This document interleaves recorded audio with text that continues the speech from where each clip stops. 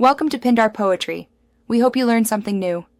In this video, I will explain how to make cookies full guide. Preheat oven to 350 degrees F and line a baking sheet. Cream 1 cup butter with 1 cup sugar until light.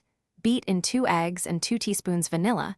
Then stir in 2 1/4 cups flour, 1 teaspoon baking soda and 1/2 teaspoon salt. Fold in 1 cup chocolate chips and scoop dough evenly before baking until golden.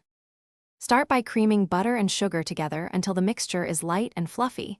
Then add eggs one at a time and mix briefly after each addition. Stir in vanilla and dry ingredients just until combined.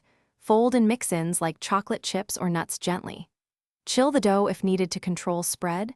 Scoop uniform portions onto the sheet, and bake until edges are set and centers are slightly soft for chewy cookies. If you're finding this guide helpful, please subscribe and like to support the channel and share with friends who love baking. Quick recommendation. I recently enjoyed a durable pair of socks. Life's too short for cheap socks.